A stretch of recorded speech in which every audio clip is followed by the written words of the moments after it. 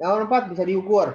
Jadi pastikan ketika nanti tujuan, jelas tanggal, waktu, kapan gitu bisa diukur tercapainya. Kelima, akses. Aksesnya adalah siapa yang punya akses pada tujuan kita. Maksudnya gini Bapak Ibu, sering sekali kita saat menentukan tujuan, bisa jadi belum tentu itu tujuan yang kita inginkan, tapi tujuan dari kiri kanan. Kita merasa harus tujuan. Nah kita tanya, siapa aja bisa akses? Pertama, misalnya mungkin saya. Yang kedua, Allah ya terhadap siapa yang bisa kendalikan tujuan untuk mencapai tujuan.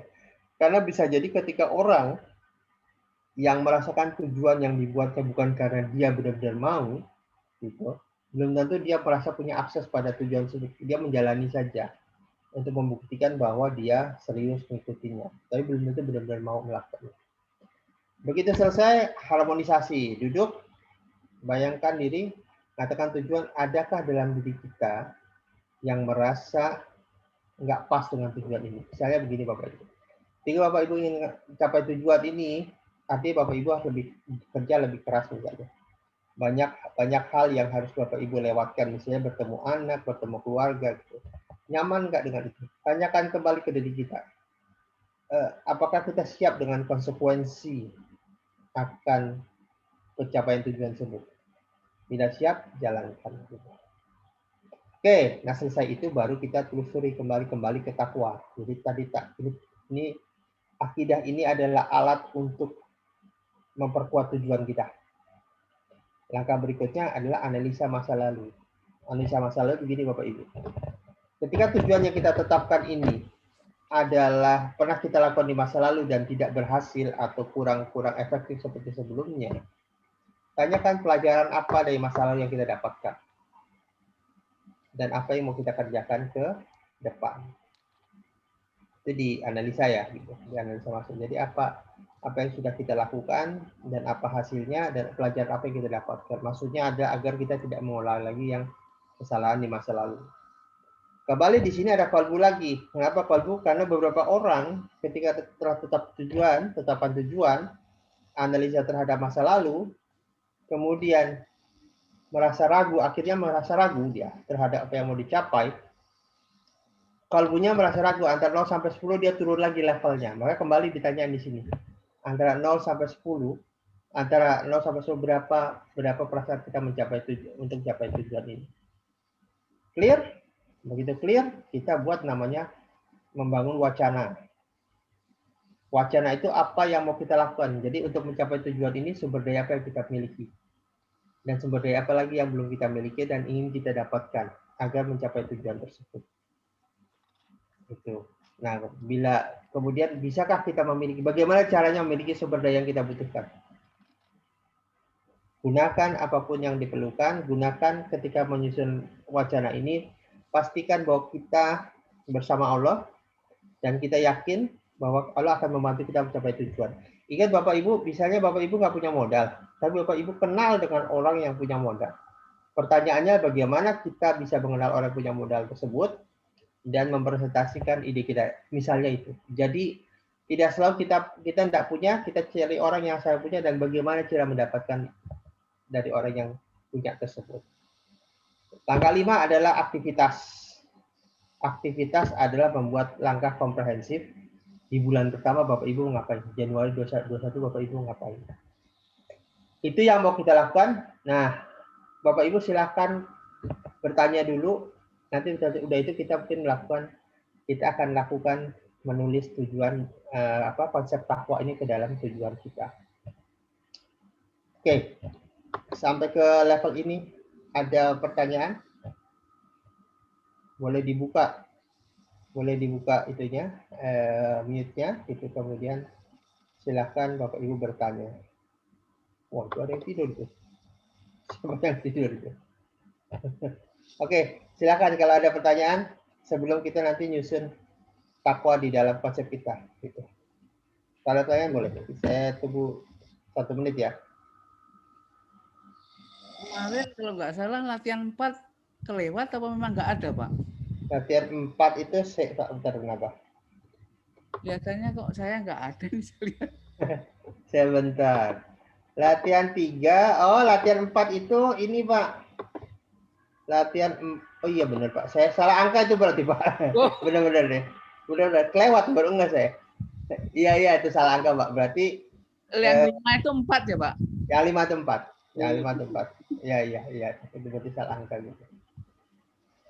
Oke, ngerti nyusun takwa ya, tujuan, tentukan tujuan. Kemudian kita bedah itu tujuan dengan tadi akidah apa? Nanti kita lihat lagi PowerPoint-nya. Jadi kita lihat apa? Asosiasi. Kita bertanyakan kalbu kita tanyakan indera kita, bagaimana indera kita mengenali saat kita mencapai tujuan. Kemudian apa? Pastikan itu bisa diukur. Kemudian harmonisasi, tidak ada konflik internal. Karena konflik internal sering sekali membuat kita sulit. Itu yang sering kegagalan orang mencapai resolusinya karena ada konsekuensi yang ketika ini dicapai. Setelah itu balik ke itu analisa terhadap masa lalu. Pelajaran apa yang kita dapat dari masa lalu. Kemudian tanya lagi ke kalbu kita. Clear nggak mau capai tujuan itu, berapa skalanya. Balik setelah itu ke wacana. Kita mau ngapain? Wacana-wacana apa yang mau kita kembangkan? Biasanya berhubungan dengan sumber daya. Mengapa sumber daya? Karena ketika orang capai tujuan biasanya merasa sumber dayanya nggak punya. Akibatnya susah mencapai tujuan. Tanyakan kembali siapa yang tahu sumber daya ini ada di mana. Kejar itu. Bagaimana menghubungi orang tersebut. Gitu. Baru terakhir kita bicara apa yang mau kita lakukan di bulan pertama Januari. Nah ini nanti anggaplah ini data-data yang mau kita tuangkan dalam proposal kita. Proposal nanti akan kita berikan pada Allah, ya Allah ini proposal hidup saya. Untuk kita kembangkan. Oke, ada pertanyaan? Baik, kalau nggak ada pertanyaan, silakan Bapak Ibu, kami akan beri waktu sekitar 10-15 menit kali.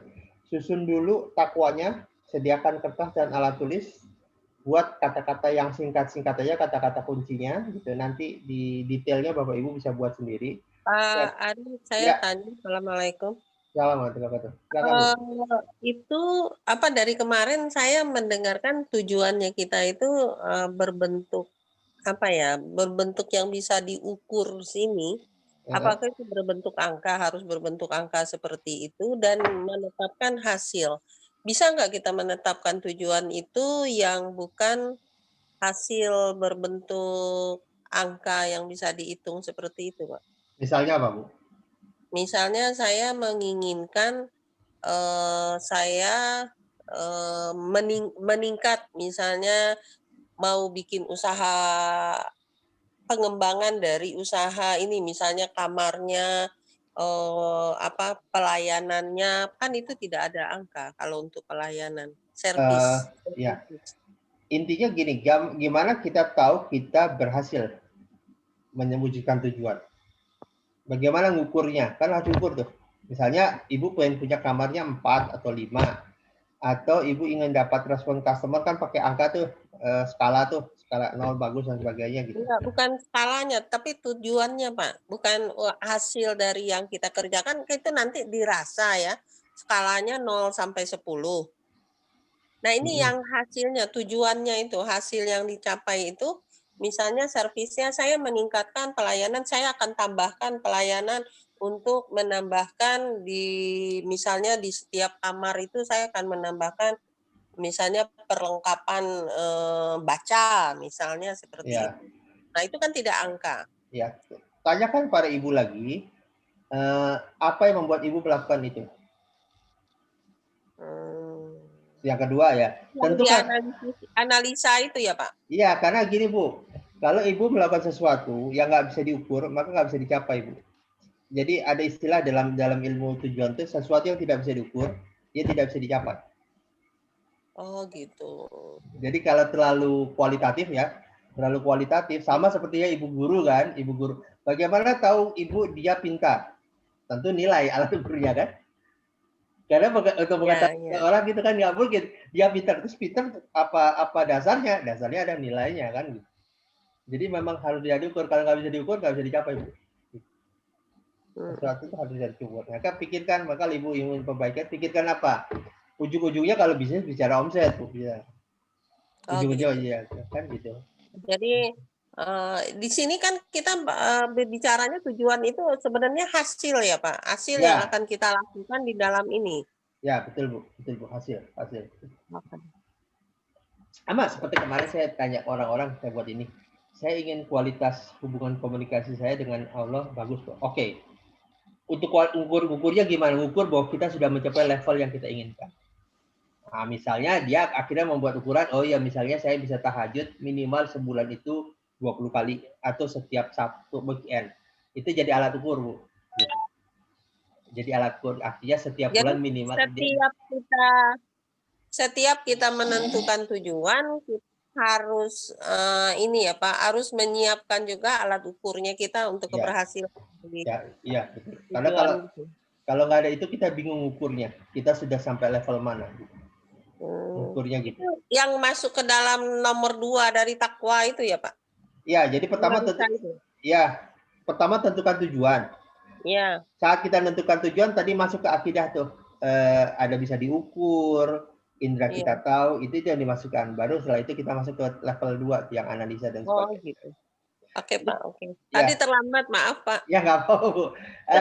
Jadi saat tentukan ini juga buat yang lain teman-teman. Karena saya gini Bu, jangan sampai membuat tujuan itu yang blur itu artinya nggak bisa diukur. Misalnya gini, beberapa ibu saya waktu sesi coaching adik, ya Pak saya mah pengennya masuk surga. Ya masuk surga tuh ukurnya gimana? Masa nanti kan yang dikerjakan di dunia itu apa? Ya misalnya tadi kualitas ibadah kita, kualitas komunikasi kita ukurnya apa dengan Allah ketika kita merasa tenang dan apa. Misalnya kayak tadi tuh tahajud tuh orang memutuskan sebulan minimal 10 kali. Itulah keberhasilan dia gitu. Salah satu alat keberhasilan dia. Memang kalau nggak bisa diukur, blur Bu. Kita nggak ngerti apa yang dikerjain. Oke Pak. Sip. Oke, nah kalau sudah sekarang silahkan Bapak Ibu ambil kertas, buatlah kata-kata kunci, susun tuh istilah kita takwa coaching model ya, takwa coaching itu sampai selesai kita beri waktu mungkin 10 menit lagi gitu. Silakan ukur, nanti kita diskusi kalau ada tantangan dalam membuatnya. Saya buka dulu ini ya. Oke.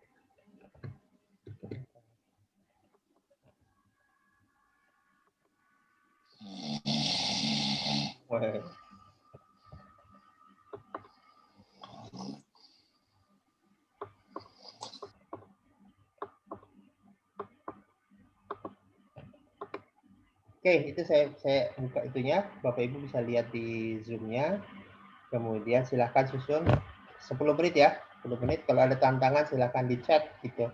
Nanti kita sama-sama akan selesaikan. Oke, 10 menit dari sekarang. Silahkan Bapak Ibu.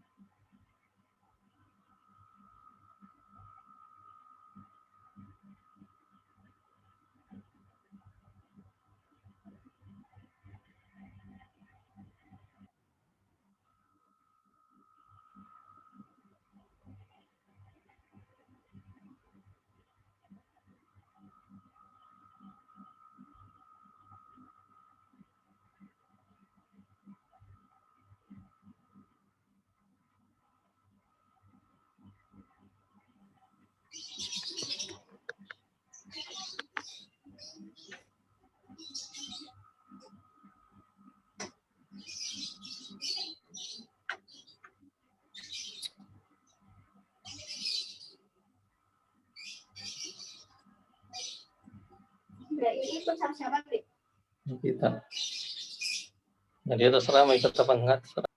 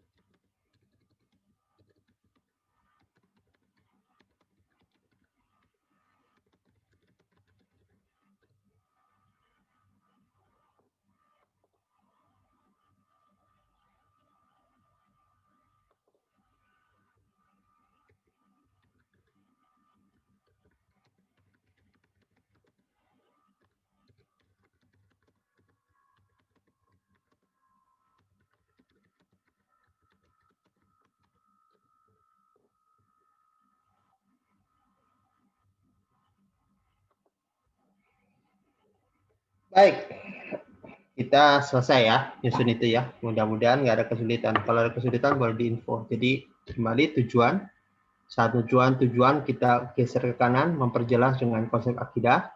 Kemudian kita analisa masa lalu, pelajaran apa dengan masa lalu. Kemudian kita cek lagi setelah mendapatkan pelajaran masa lalu. Kita masih yakin nggak dengan kamu? Setelah yakin, baru kita susun sumber daya apa yang dibutuhkan, dan kita bicara wacana di bulan Januari 2021 sampai tiap bulan. Jadi istilah kita chunking tiap bulan. Oke, nah langkah berikutnya kita akan masuk ke tauhid state. Tauhid state itu sebuah kondisi di mana kita berpikir di level kesadaran spiritual kita, yaitu caranya ada beberapa cara. Kalau cara yang diajarkan oleh nanti kita gunakan satu cara, tapi saya ingin kasih tahu ada 3 cara. Cara pertama adalah nanti yang kita lakukan, kita pegang dada, membayangkan kita telah berada di kondisi khusyuk, kemudian kita naik ke level di mana kita merasa dekat dengan Allah, kemudian kita berikan proposal itu pada Allah, dan cek terjadi. Yang kedua, cara teknik rehat. Kalau teknik rehat adalah karena dia berbasis energi, dia membayangkan naik ke level spiritual. Level spiritual itu ada kurang lebih, ini penelitian Dana Zohar ini. Nanti kita nggak akan pakai ini, saya kasih tunjukkan caranya aja. Kita berada kurang lebih 2 jengkal di atas tanah. Jadi kita seperti naik ke level, kita naik dalam bayangan, ngelihat diri kita di bawah, kan kita berada kurang lebih 2 jengkal di atas kepala kita.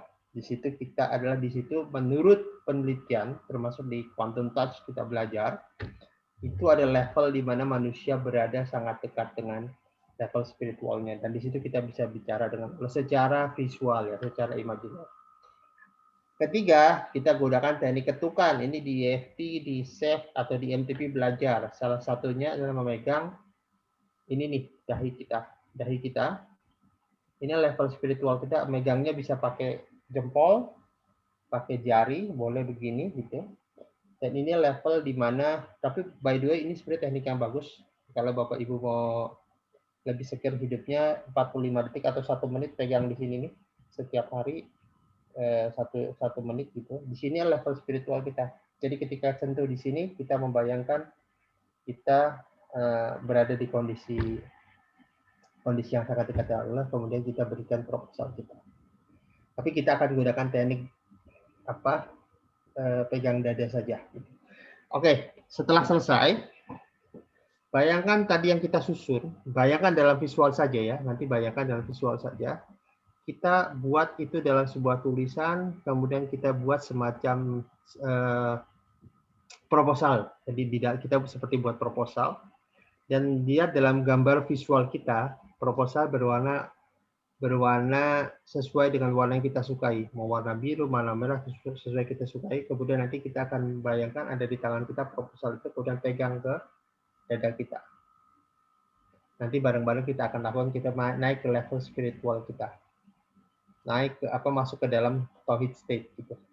Tapi pertama kali bayangkan dulu semua tulisan kita tadi, semua konsep tadi, proposal masuk ke dalam sebuah proposal. Kemudian bayangkan proposal itu ada tulisan proposal hidup kita 2021 dengan warna dasar sesuai dengan warna yang kita dapatkan, kemudian kita taruh di dada kita. Kemudian kita membayangkan kita naik ke level di mana kita sangat dekat dengan Allah, kemudian kita akan berikan proposal kita. Clear ya langkahnya? Baik. Sekarang silakan letakkan alat tulis. Itu, letakkan alat tulis. Duduknya santai saja. Pejamkan mata. Tarik nafas, keluarin. Bagus sekali. Tarik nafas, keluarin, bagus sekali. Tarik nafas, keluarin. Dan bayangkan seluruh tulisan kita tadi kita masukkan ke dalam sebuah proposal. Dan kita bisa melihat di situ adalah proposal hidup kita 2021 dengan warna dasar yang kita sukai. Baik, pegang proposal itu dan letakkan di dada. Bagus sekali, letakkan di dada. Tarik nafas, keluarin lagi. Bayangkan kita berada dalam suatu kondisi di masa lalu. Kondisi di mana kita pernah merasa khusyuk, sholat, ataupun berdoa. Kondisi yang membuat kita yakin Allah berada dekat dengan kita. Kembali ke pengalaman tersebut. Bagus sekali. Dan bayangkan kita kembali berada di pusat tersebut. Bila ada sebuah gambar, besarkan gambarnya. Bila ada perasaan, kuatkan perasaannya. Bila ada suara-suara saat itu, suara-suara yang membuat kita makin khusyuk, makin dalam. Biarkan hadir semua. Dan bayangkan hari itu kita merasa dekat dengan Allah. Sangat dekat. Dan kita mengatakan, Ya Allah, Ya Rabb, inilah proposal hidup saya, Ya Allah. Inilah yang ingin saya capai di 2021. Dan katakan janji atau apapun yang mau kita berikan kalau tujuan ini tercapai. Beberapa orang ada yang mengatakan ingin memberikan kepada asuhan. Intinya semuanya membuat Allah senang ketika tujuan tercapai. Entah Bapak Ibu ingin meningkatkan nilai tahajudnya atau apapun itu. Bagus sekali. Rasakan kembali Allah dekat. Dan dengarkan pendapat Allah tidak pada proposal kita. Dengarkan sesaat, dengarkan saja. Kalau ada sebuah nasihat, dengarkan saja. Biarkan semua hadir dalam diri Bapak Ibu. Sesaat dengarkan itu. Dalam waktu 3 menit.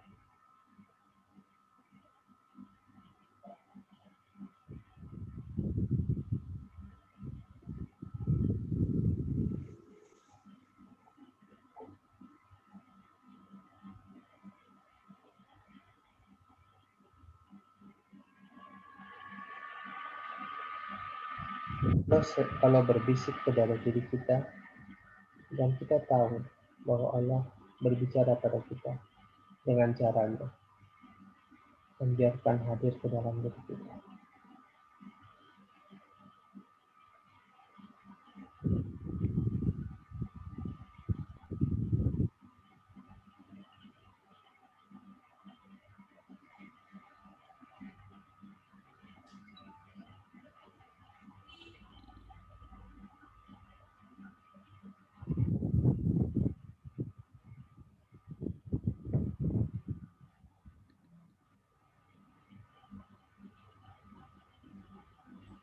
Bagus, Pak. Bagus, Pak.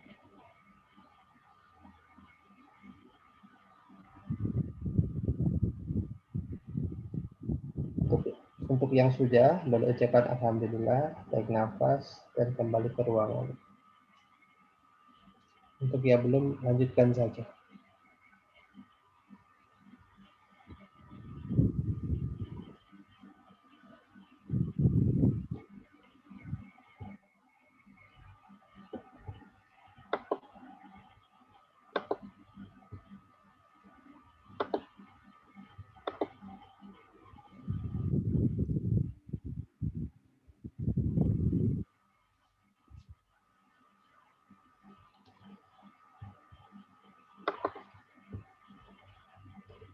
Baik, sudah semua? Clear. Beberapa orang ada yang mendapat jawaban boleh dan tidak. Beberapa orang ada yang belum. Ini latihan untuk memberikan keyakinan ke dalam kalbu kita, ke dalam. Tadi ingat kenapa saya pegang dada? Inilah teknik Rasulullah ketika ingin ngobatin orang. Jadi ada orang yang suka berzina. Kemudian Rasulullah mengobati dengan dipegang dadanya. Secara energi healing, sebenarnya dada ini ada area jantung, dan area jantung itu mirip dengan otak sebenarnya itu. Dia berpikir juga, dia merasakan juga gitu, dan dia memberikan resonansi. Ada satu teknik di dalam teknik rehat, kita bisa mengobati orang dengan mengarahkan jantung kita ke orang tersebut karena dia ada resonansi gitu. Ini teknik energi healing, cuma yang dikatakan powerful gitu. Makanya orang suka pegang dada, sebenarnya ingin memusatkan perhatian pada area di dalam dada, yaitu jantung kita. Ingat, jantung berpikir ya gitu. Kajiannya sudah sangat banyak, dan ini membenarkan kata Rasul, takwa itu ada di mana? Menunjuk ke dada. Nanti takwa itu ada di dalam jantung kita gitu. Apa yang kita lakukan tadi barusan, kenapa harus proposal berwarna? Karena visualisasinya biar lebih jelas. Warna itu membuat jelas, kemudian kita taruh di dada, dan kita berikan kepada di level di mana kita pernah merasa khusyuk di level itu. Nah, hari ini kita sudah takwa, kita sudah buat proposal, kita sudah taruh di dada kita, dan itu artinya kita sudah meminta izin sama Allah gitu. Untuk teman-teman yang merasa, Bapak Ibu yang merasa tadi kurang nyaman, bisa jadi perasaan kayaknya nggak diizinkan. Kembali lakukan lagi nanti, kemudian tanya sama Allah, ya Allah, adakah hal yang saya perbaiki dari proposal hidup saya ini? Dan biarkan suara itu datang. Oke, ada pertanyaan, Safar, atau komentar tentang ini, kegiatan bagian ini? Gitu. Kalau tidak ada, kita waktu satu. Ada tantangan nggak? Jadi ingat kembali, langkah kemarin kita membersihkan perilaku, level spiritual. Langkah sekarang kita meletakkan tujuan di mana kita sedang mengajukan proposal pada Allah di 2021. Permainan kita banyak permainan pikiran, membayangkan visualisasi, dan nanti habis ini kita akan buat success story kita. Cerita sukses kita seperti apa sebenarnya sih dalam melewati hari-hari di 2021. Karena kita perlu lihat di dalam perjalanan mencapai 2021 itu pasti ada tantangan-tantangan di jalan. Pasti ada godaan-godaan kita untuk minggir, untuk kita tidak melakukan ini gitu. Dan itu harus kita pahami bahwa itu ada. Nah, itu akan sangat ditentukan oleh bagaimana kita menyusun tujuan. Kalau tujuan kita nggak begitu jelas, kita akan mudah tergoda. Kita pengen A, tentu ada tawaran, lihat orang berhasil kok di B ya gitu. Kemudian kita pindah ke B gitu. Ini belum selesai, ada orang berhasil di C, kita pindah ke C. Gitu. Dan akibatnya kita nggak melakukan apa-apa di situ. Itu perlunya kita firm bahwa kita ketika ingin lakukan ini, lingkungan apa yang mendukung kayak kemarin kan, terus kemudian perilaku apa yang dirubah, salah satunya perilaku fokus sebenarnya. Karena saya sering bertemu, sebenarnya orang ini bagus, tapi karena dirinya tidak fokus, cenderung mengikuti orang-orang banyak. Lagi ngerjain A, itu kok bagus ya, itu cepat dan mudah ya gitu. Kemudian pindah. Pahami Bapak Ibu dalam hidup ini sesuatu itu semuanya bagus. Sesuatu yang bagus itu semuanya bisa dikerjain. Cuma fokus itu menurut kedisiplinan akan langkah itu tuntutannya ketika kita melakukan sesuatu gitu. Karena sering sekali kita minggir dan sebagainya. Nah, itu akan ditentukan apakah kita benar-benar mau capai tujuan ini apa enggak gitu. Oke. Pertanyaan, kalau nggak ada, kita akan mulai cerita. Kita akan susun semua tadi yang kita sudah dapatkan di langkah berikutnya. Langkah berikutnya adalah cerita sukses. Nah, ini kembali menggunakan alat tulis. Sebentar. Ini coba.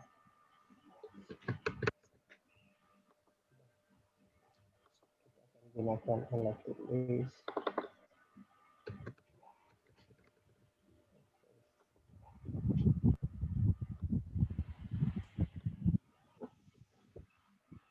Oke.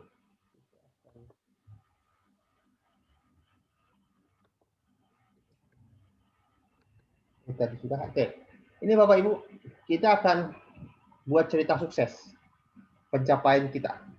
Kita gunakan 5W1H. Jadi ini bayangkan Bapak Ibu, mau ditulis dulu boleh, tapi tulis singkat-singkat aja kata-kata kunci. Bayangkan Bapak Ibu melewati hari Januari 2021. What kita punya, apa yang kita hadapi, apa yang kita inginkan. Kemudian apa langkah pertama yang kita lakukan gitu. Kemudian intinya jawab ya pertanyaan yang mulai dengan what, apa itu, karena itu menjadi bahan cerita kita. Oke. Kemudian who, untuk siapa kita melakukan ini? Untuk diri kita dan siapa saja.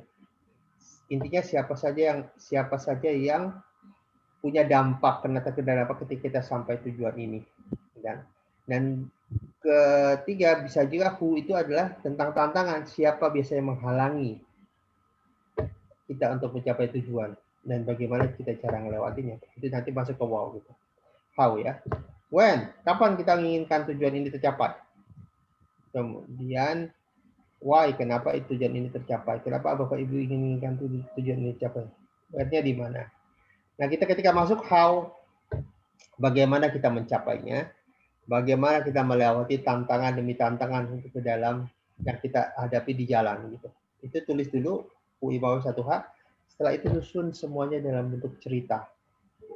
Kita melangkah di Januari 2021, kemudian cek hambatan apa yang ada di jalan dan bagaimana kita melewati perjalanan itu, melewati tantangan tersebut, dan apa ujung dari proses itu semua. Ujungnya adalah misalnya kita telah capai sesuatu. Apa yang kita inginkan kita telah capai. Tulis itu dalam sebuah cerita. Karena nanti kita akan membayangkan cerita itu dari mulai awal kita berjalan sampai akhir Desember 2021. Bagaimana kita melewati tantangan demi tantangan dan bagaimana kita tetap bertahan dengan tantangan tersebut dan memastikan tujuan itu tercapai. Dan ini terhubung dengan sejauh mana tujuan ini bermanfaat bagi diri kita dan memberikan dampak bagi lingkungan. Jadi langkah pertama, tulis dulu 5W1H, pertanyaan-pertanyaan itu kemudian jawab. Boleh dijawab sekarang atau boleh tidak. Boleh jawab dengan tulisan atau hanya lisan, dijawabnya.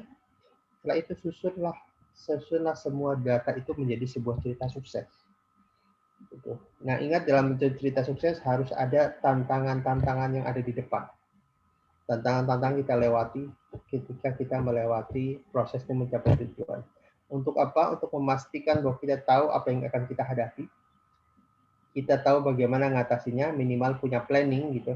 Dan kita tahu kita dapat ridho dari Allah. Dan ketika dengan keridhaan itu kita bisa menghadapi tantangan apapun yang kita hadapi. Clear? Clear? Boleh ini lakukan 10 menit kali ya. Agak lama ini. Selesai menjawab 5W1H. Kemudian buatlah success story kita seperti apa. Success story seperti kita. Kemudian nanti kita akan bawa cerita ini menyusuri lorong waktu yang kita inginkan. Oke? Kalau ada pertanyaan silahkan. Kalau sudah mengerti silahkan lakukan kegiatan ini. Baik, silakan Bapak Ibu, kita punya waktu 10 menit.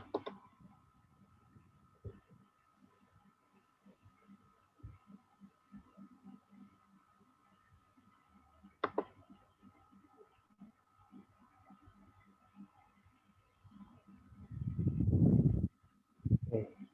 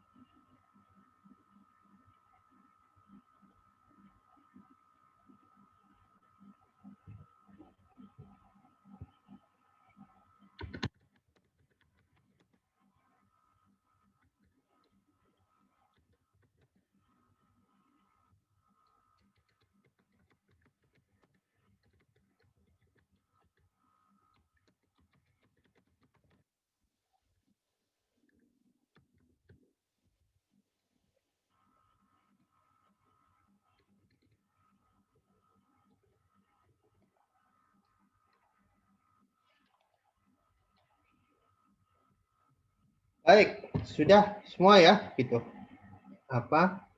Menyusun sukses story. Kita akan masuk sedikit. Saya nyambung pertanyaan Bu Emriti nih. Menurut saya akan terangkan satu materi yang namanya materi tulang ikan. Dan ini dulu dipakai di perusahaan kami kalau menyusun tujuan awal tahun akhir tahun ya, untuk ngejar awal tahun. Jadi sebelum kita lanjut dengan success story, nanti habis ini kita akan belajar, kita akan masuk ke teknik lorong waktu. Coba saya ingin cerita sedikit tentang konsep tulang ikan. Jadi ada konsep tulang ikan. Nah, ini nanti menyusun tujuan bisa seperti ini juga, bisa dipakai juga. Konsep tulang ikan ini untuk banyak hal, bisa untuk mengejar tujuan atau apapun. Di ujung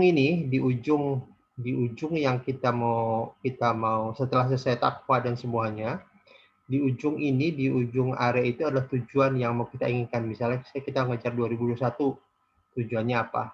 Nah, jari-jari tulang-tulang itu biasanya kalau untuk awal tahun kita buat nih kayak yang warna hijau nih, warna hijau ini kita buat atas 6 bawah 6. Jadi itu adalah menggambarkan bulan di tahun 2021. Kita mulai dari ujung ini, misalnya kita taruh Januari, kita taruh Februari, Maret, April, dan seterusnya sampai menuju 2021. Di setiap area tersebut, itu kita tulis di situ. Nah, misalnya, langkah kerja global, sedikit aja langkah kerja, kemudian alat ukur keberhasilan kerjaan kita apa. Karena ini akan menjadi evaluasi di bulan Februari, gitu, supaya tidak terulangi lagi, gitu. Sampai kita tercapai di ujung di Desember 2021. Ini yang kita buat dengan tulang ikan. Ini biasanya kalau kita dulu ini ditaruh tuh, kalau Bapak Ibu bisa taruh di tempat yang Bapak Ibu lihat, isinya hanya tulang ikan, dan ujungnya adalah langkah yang mau kita kerjakan selama 2021. Dengan tulang ikan ini kerja kita menjadi lebih terencana, dan ini menjadi semacam, kalau dalam NLP namanya chunking, kita membelah tujuan besar dalam tujuan-tujuan kecil gitu. Dan di setiap tulang itu berisi 3 hal biasa. Pertama, aktivitas. Yang kedua, evaluasi. Jadi aktivitas, rencana aktivitas kita. Kemudian sumber daya yang kita butuhkan. Yang ketiga adalah evaluasi. Jadi antara hasil, rencana dengan hasil apakah sesuai. Kemudian kita lanjutkan di bawahnya gitu. Bicara tentang rencana kerja di bulan Februari, sumber daya yang dibutuhkan, hasilnya apa evaluasinya apa. Terus sampai menuju ke tahun akhir Desember 2021. Itu yang mau kita kerja. Nah, untuk menyusun tujuan, kalau bisa kita pilih satu tujuan besar dulu. Kenapa? Karena kalau tujuan besar tercapai, biasanya tujuan-tujuan yang lainnya ikut. Kalau terlalu banyak goals yang mau kita capai, nanti kita bingung mau capainya seperti apa. Gitu. Jadi saya tidak menyarankan Ibu banyak tujuan gitu. Pilih satu tujuan besar, karena kalau tujuan besar kita tercapai, yang lain ikut. Itu yang maksud saya gitu. Oke, ada pertanyaan tentang tulang ikan nggak? Pertanyaan tentang tulang ikan nggak? Mana tadi saya mau. Tulang ikan. Ini adalah perjalanan hidup kita, mirip dengan success story, cuma bedanya ini lebih rinci. Jadi terdiri dari rencana kerja, terus sumber daya, sama evaluasi kita. Itu yang mau kita capai, mengapa ini tercapai, kalau tercapai kenapa alasannya. Itu menjadi istilah kita, itu PAF namanya. Kalau di dalam kegiatan kita sebutnya PAF, plan, actual, and variant. Variant itu gap antara planning dengan actual. Gitu. Itu jadi bahan evaluasi untuk ke kerangka ikan yang berikutnya. Jadi bulan 1, bulan 2, bulan 3 ini menjadi roadmap buat kita. Ini untuk konteks tujuan. Untuk konteks roadmap bisa juga dibuat hidup kita. Tapi ini lebih ke tujuan karena kita bicara resolusi ya. Resolusi tulang ikan digunakan untuk menyusun resolusi 2021, di mana setiap tulangnya adalah bulan-bulan yang mau kita lewati. Gitu. Dan ini kalau kita menyusun ini, taruhlah itu di tempat-tempat yang bisa kita lihat, kita susun. taruh di tempat yang kita lihat itu gitu semua. Dan itu membuat roadmap kita, langkah kita ke depan. Oke, itu tulang ikan. Dibuat sup boleh juga, dibuat sup tulang ikan boleh juga gitu. Kita buat sup-supnya gitu boleh gitu.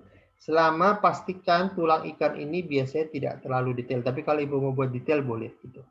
Karena biasanya tulang ikan ini hanya sekedar pengingat kita. Kalau di manajemen dulu, karena waktu kami masih kerja, saya membuat ini untuk para kepala cabang. Kepala cabang biasa lapor ke saya membawa tulang ikan. Gitu.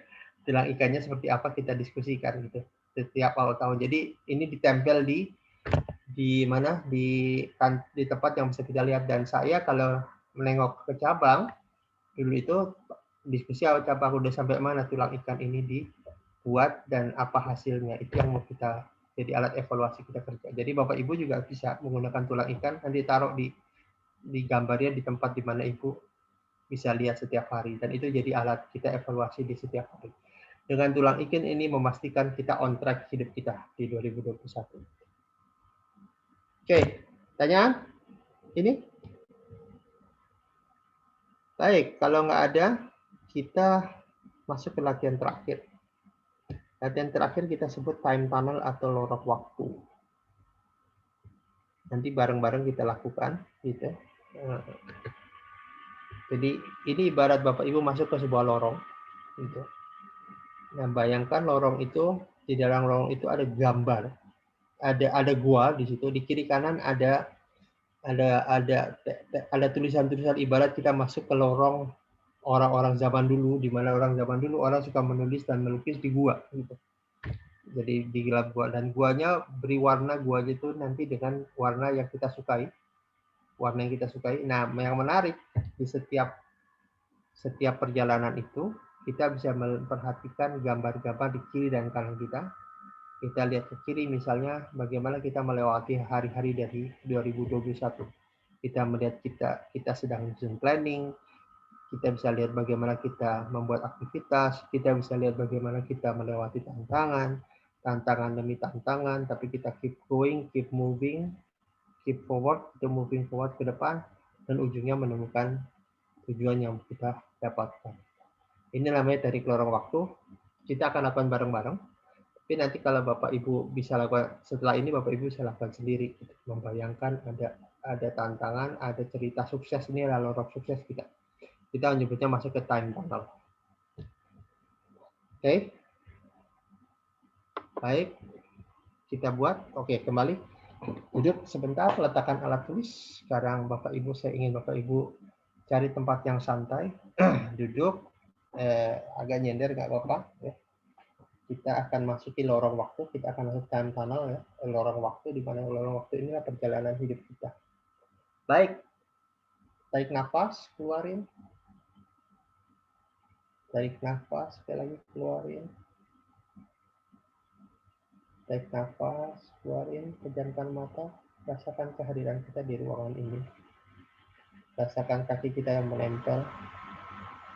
Rasakan punggung kita. Rasakan kepala kita. Rasakan dada kita. Rasakan rasa rileks bergerak dari setiap sel, setiap area di dalam tubuh kita. Dari mulai kepala, leher, tenggorokan, dada, baru tulang belakang kita, dan turun ke bawah. Bagus sekali. Dan katakan kepada diri, ya Allah, hari ini saya akan memasuki lorong waktu, di mana setiap perjalanan di dalam lorong ini akan memperlihatkan bagaimana kehidupan saya di tahun 2021. Ucapkan Bismillahirrahmanirrahim, dan bayangkan di dalam imajinasi Bapak Ibu berdiri di depan pintu sebuah lorong. Pintu ini lorong sukses kehidupan Bapak. Dan Ibu, kemudian perlahan-lahan Ibu berjalan, masuki lorong tersebut, dan bayangkan lorong tersebut pinggirannya berwarna karena kesukaan kita. Terus masuk, berjalan, terus masuk, dan Bapak Ibu lihat dan sekeliling kiri dan kanan. Bapak Ibu bisa lihat bagaimana ada sebuah gambar. Gambar yang mirip kita. Gambar itu adalah gambar perjalanan kita di 2021. Lihatlah bagaimana Bapak Ibu menetapkan sebuah tujuan. Perhatikan gambarnya. Perhatikan setiap detail gambarnya. Mirip sekali dengan kita. Dan lihatlah bagaimana Bapak Ibu memulai hari pertama di Januari 2021. Dengan penuh tekad, dengan penuh keyakinan bahwa Allah bersamanya, bahwa Allah bersama kita. Dan lihatlah bagaimana kita mengumpulkan sumber daya yang dibutuhkan, menelusuri data-data yang kita miliki, menelusuri aset baik aset berwujud maupun aset tidak berwujud,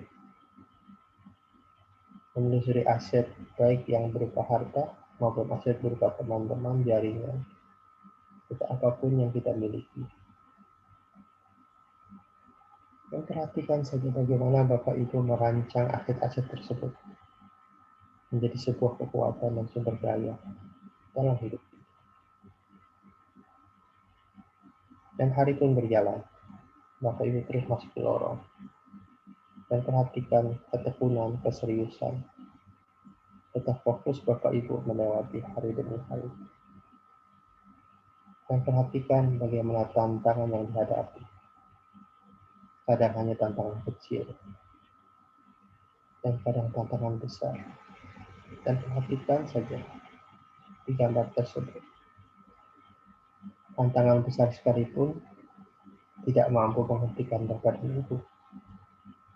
Karena tahu kalau tujuan tercapai. Bapak Ibu bisa membayangkan siapa saja yang bahagia ketika tujuan ini tercapai. Apa dampaknya bagi diri maupun lingkungan. Perhatikan wajah-wajah orang, wajah-wajah lingkungan yang mendapatkan dampak dari keuntungan. Saat Bapak Ibu bisa mencapai tujuan. Perhatikan saja bagaimana tantangan besar itu Bapak Ibu bisa lewati. Dan kadang-kadang menghentikan kita sesaat untuk menarik nafas dan berdoa pada Allah minta kekuatan. Namun itu bukan berarti membuat Bapak Ibu berhenti. Bapak Ibu terus lewati tantangan demi tantangan. Dan sampai pada suatu titik di mana Bapak Ibu bisa mendapatkan tujuan yang diharapkan.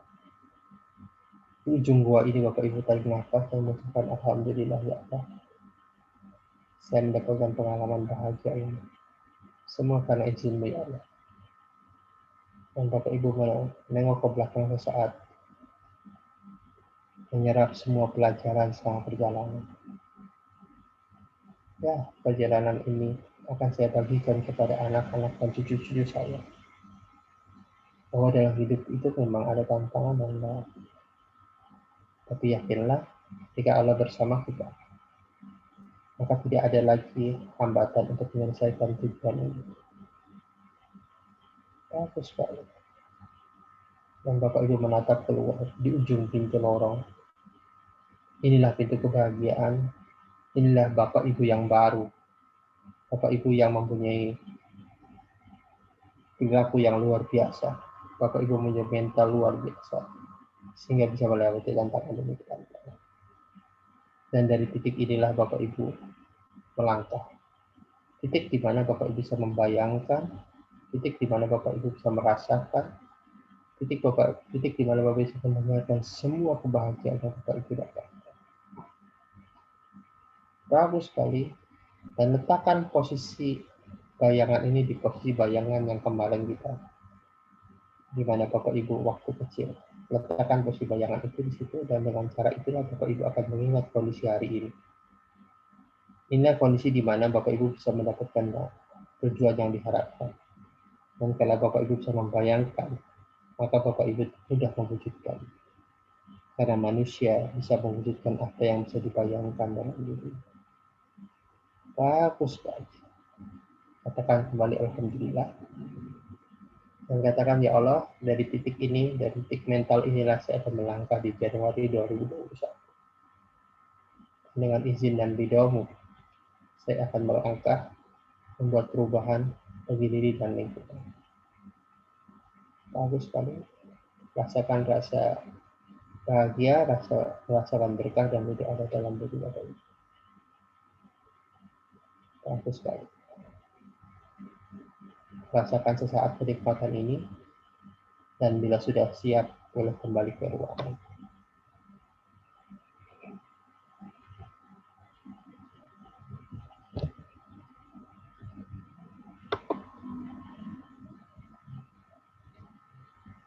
Oke, itulah langkah kita. Jadi nanti Bapak Ibu di malam 31 boleh sholat, boleh gunakan tahajud, dan rapikan kembali tentang tujuan kita yang telah kita susun dari kemarin. Selesaikan PR-nya, kemudian gunakan tulang ikan sebagai alat pengingat kita untuk kita bisa memastikan kita on track terhadap tujuan yang kita buat. Baik, itu langkah kita, kurang lebih ada 9 langkah ya dari kemarin. Kita capai ini, resolusi kita, dan mudah-mudahan menjadi sebuah resolusi yang kuat, resolusi yang memastikan kita on track, relasi yang memastikan kita fokus, dan kita bisa mencapai apapun tujuan yang kita inginkan. Baik, silakan. Latihan 7, ini kadang-kadang lupa sebentar ya. Latihan 7, oh, berarti Pak 8 latihan berarti. Sebentar, saya miss. Oke. Ini kemarin nyusunnya nomornya belum selesai kayaknya. Sebentar. Ini latihan. Oh, latihan 7 udah Pak. Latihan 7 tadi kita bicara tentang apa? Gut view. Jadi latihan 7 tadi sebenarnya kita latihan gut view. Jadi itu mirip dengan latihan gut view. Kita ulang lagi ya. Tadi latihan 6 itu takwa. Kemudian nanti kita gut view tadi nggak pakai slide gitu. Kita pegang dada, kemudian bayangkan kondisi state, kemudian kita cerahkan proposal. Padahal itu latihan 7, latihan 8 sampai story, latihan 9 baru tadi lorong waktu. Jadi latihan 7 itu untuk tadi cerahkan proposal pada Allah Pak. Tadi kita sudah lakukan. Jadi kurang lebih ada 9 latihan kita. Kemarin kita sudah ngerjain 4 latihan ya. Sekarang sisanya kita kerjain dari mulai tadi nyusun takwa, akidah, serahkan proposal pada Allah, kemudian nyusun success story, kemudian kita masuk ke buah lorong waktu. Inilah langkah Bapak Ibu bisa rapikan.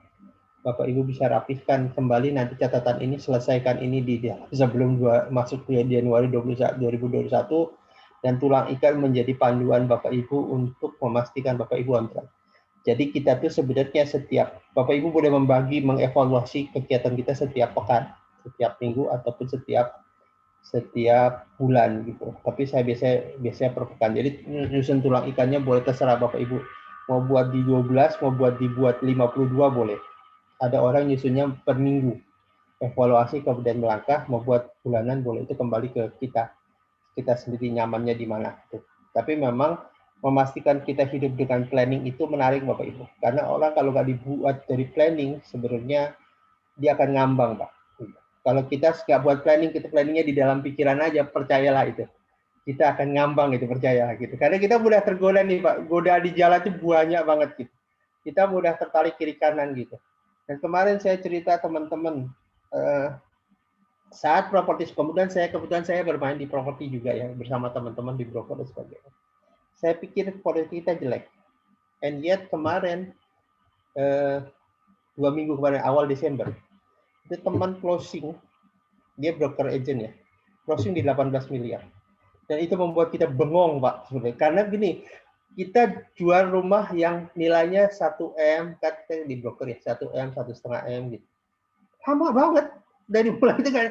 And And di akhir Desember kemarin teman closing 18 miliar. Saya pikir ini memang namanya Allah kalau ngasih rezeki nggak ada hubungan sama krisis menurut saya gitu. Kok bisa? Sebenarnya teman-teman yang jual 1M, 1,8, bahkan yang jual 500 juta nggak closing. Saya pikir iya ya, ini kalau Allah sudah tujukan dapat dia. Dan semuanya seperti kebetulan, jadi dia lagi nawarin ketemu orang, lagi makan, terus saya oh ya, ditunjukin ke orang. Jadi seperti semuanya kebetulan. Dan sebenarnya nggak ada kebetulan dalam itu sebenarnya. Jadi saya pikir ya juga, saya mulai pikir, jadi kita tuh sebenarnya harus menahan asumsi kita bahwa bisnis itu jelek. Tahan tuh asumsi, karena kita bisa jadi data kita nggak lengkap. Itu termasuk saya Bapak Ibu. Soalnya saya punya beberapa leasing, ada perusahaan broker kecil kita. Dan saya pikir kita udah nyerah gitu. Udahlah, Desember ini sudahlah, memang Allah takdir itu. And di awal Desember saya bengong waktu kita salah buat asumsi terhadap bisnis. Sama bisnis training juga gitu. Kita pikirnya kawan dapat closing waktu pelatihan Zoom, dia untuk semua cabang di salah satu perusahaan oil company gitu. Jadi dia membuat pelatihan Zoom dan nilainya besar. Saya pikir ya kita harus menahan asumsi bahwa bisnis ini jelek. Jangan-jangan kita kurang data. Jangan-jangan kita kurang data. Kita punya data orang-orang yang gagal gitu kan gitu. Itu yang dilakuin sebenarnya gitu. Mungkin salah ambil peta, Pak. Ya betul Pak, salah ambil peta, betul Pak, setuju Pak gitu. Jadi karena kita ini lagi down, kita manusia tuh cenderung begini, ingin cari dukungan, makanya kita cari yang gagal aja gitu. Yang gagal, tuh kan gagal, oke, makanya kita wajar bahkan ini. Itu nggak boleh itu ya. Kita sebenarnya seorang itu nggak bisa berikut. Oh ya, ini kenapa bisa ngambang bila tidak lakukan teknik? Enggak, gini Bu, Bapak Ibu. Dalam kehidupan kita, ketika kita tetapkan satu tujuan, nanti di dalam perjalanan kita suka lihat si A ini berhasil, si B ini berhasil di A, berhasil di B, kita cenderung loncat karena kita jadi nggak percaya diri. Terhadap tujuan sudah ditetapin, kita sudah ngerancang sedemikian bagus.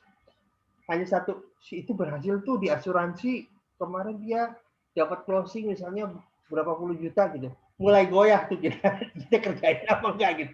Sementara kita lupa bahwa saya melihat banyak orang ya kemarin ketemu awal COVID, ada orang omsetnya 200 juta hanya jadi dropship herbal.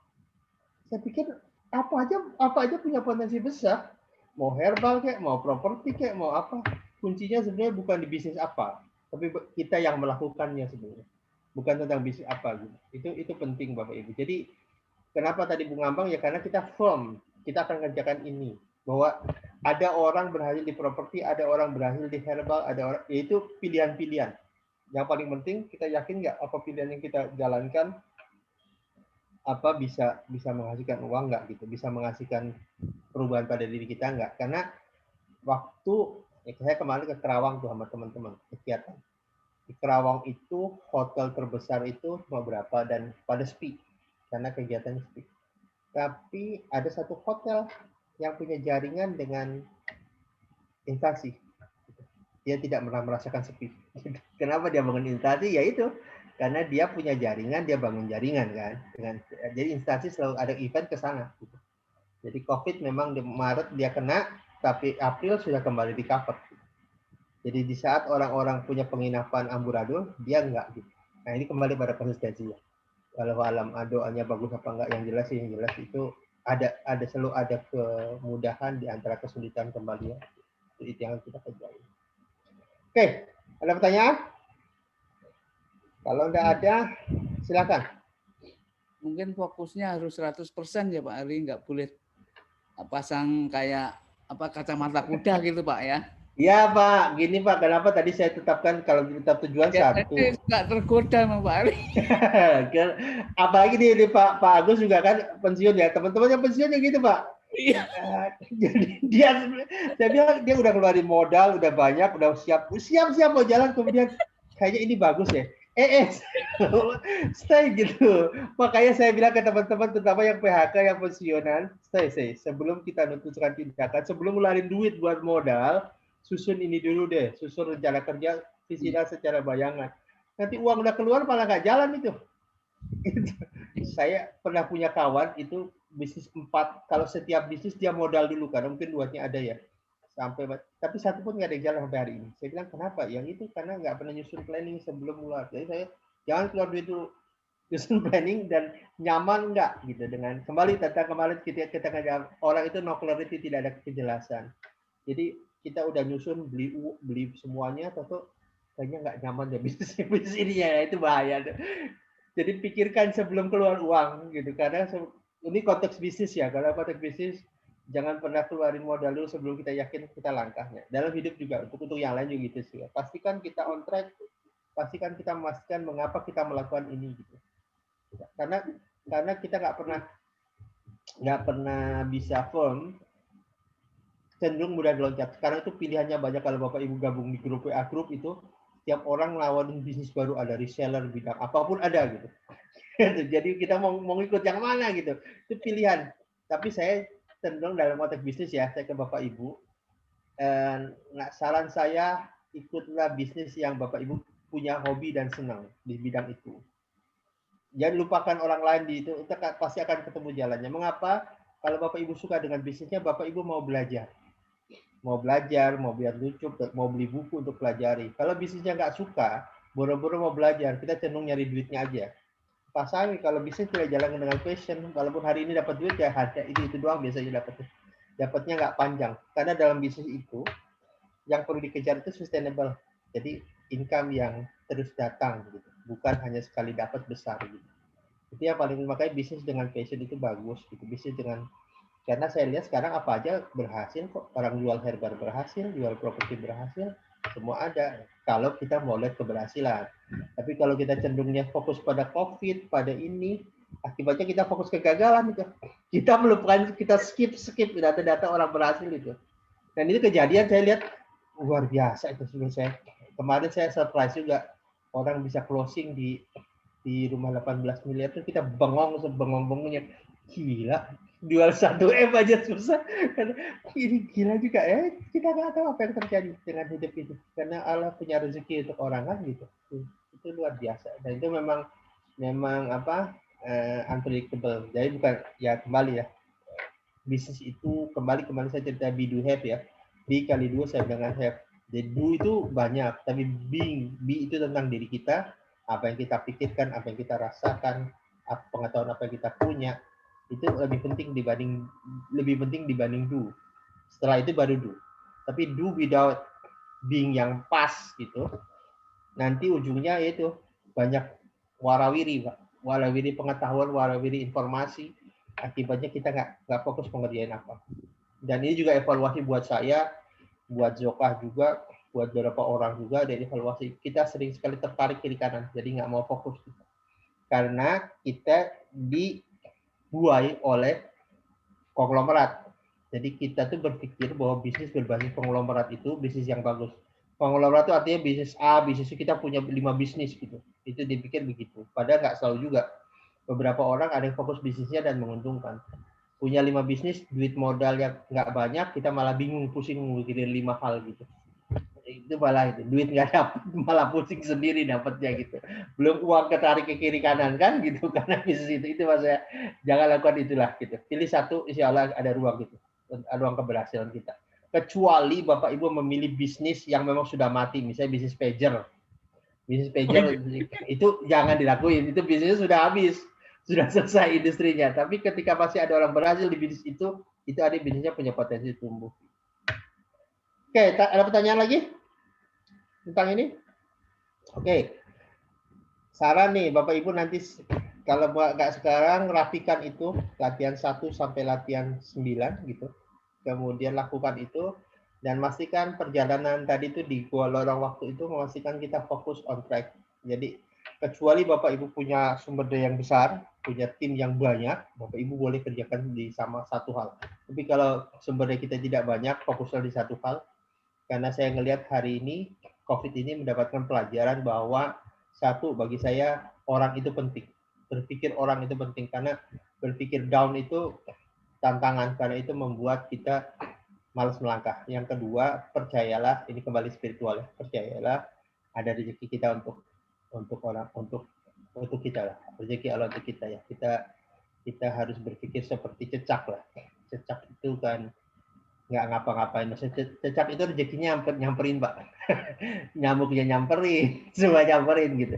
Dan santai aja nanti gitu di tempat itu luar biasa cecak itu. Ya kita hiduplah seperti itu. Jadi kita dapatin rezeki seperti itulah. Kembali kemudian tanda kutip bujuklah Allah agar selalu bujuk tanda kutip ya gitu. Agar selalu memberikan kita keluasaan, rezeki dan kebahagiaan hidup. Karena tadi pagi saya nulis di grup itu, saya suka ada tulisan itu karena saya seperti kita nangkap ayam ya gitu.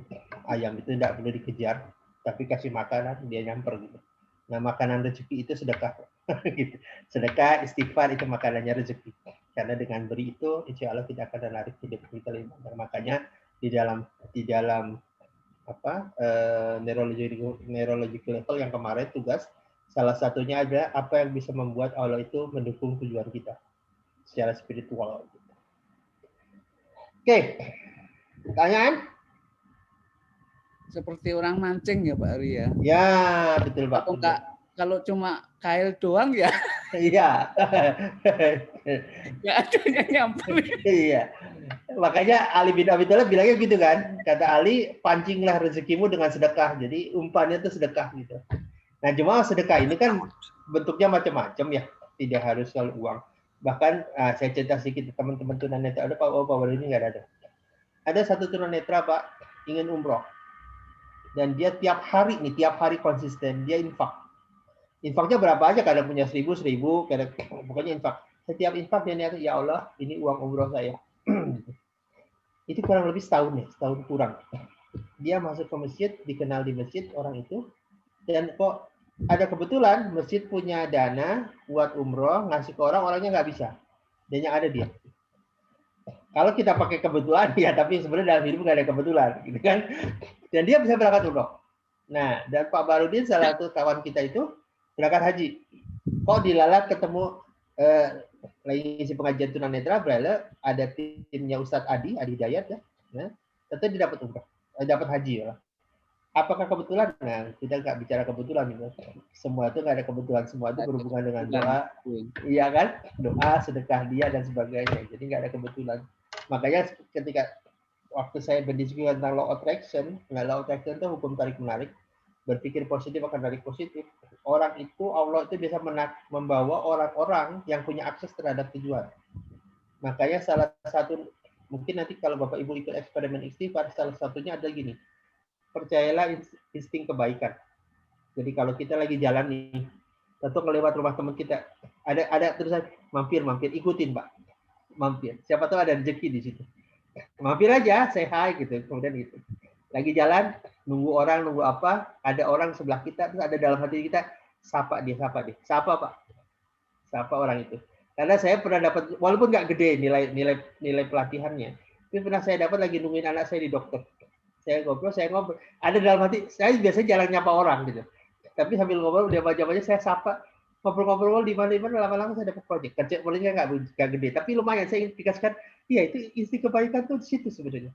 Insting kebaikan menyapa orang, ngobrol, satu dua, atau kita dapat, oh ya kebetulan, kok kebetulan, nggak ada kebetulan sebenarnya. Kita ketemu dan seperti halnya kayak sebuah kegiatan yang tidak sengaja. Ini juga berhubungan dengan tujuan.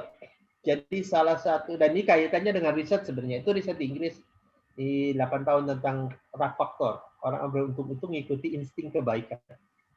Jadi kalau ada insting kebaikan terlintas, jangan ditolak. Ikuti aja. Kalau harus nyapa orang, kalau harus kunjungi orang, atau sebentar doa aja. Ikuti insting kebaikan. Tahu-tahu misalnya lagi santai, hari ini ngapain ya? Dapat jawaban, ikutin. Selama itu jawaban yang kebaikan ya. Karena insya Allah ada kebetulan-kebetulan yang membuat kita mudah mencapai tujuan di situ. Itu nggak bisa diukur, itu memang nggak ada kok bisa, tapi kebetulan itu ya itu takdir Allah di situ. Karena dalam hidup ini kan nggak ada kebetulan ya gitu. Kita memperbanyak sebab ya Pak Ari ya. Ya Pak, sebab karena kita nggak tahu ya. Sebab yang mana nanti yang diridhoi Allah. Ya, gitu betul Pak. Jadi ada sebab kebetulan yang mungkin bukan dari Allah karena menghasilkan. Ini cerita kemarin ada teman saya bilang hati-hati. Kebetulan saya cerita sedikit ya. Ada teman lama lah, itu tahun lalu. Dia dapat 3 miliar, Pak. Teman itu memang expert di asuransi. Cuma saya bilang, dia cerita, iya orang suka sholat dan sebagainya. Iya betul. Dapat apa? Jadi dia ngurusin orang punya perusahaan asuransi, dia lagi sholat, ketemu orang ngobrol-ngobrol, ternyata dia punya masalah di asuransi. Perusahaannya asuransi, karena dia expert di bidang itu, dia bisa nolong itu dapat komisi 3 miliar. Pertanyaannya saya cuma waktu satu, asuransinya asuransi apa ya? Konvensional apa syariah gitu.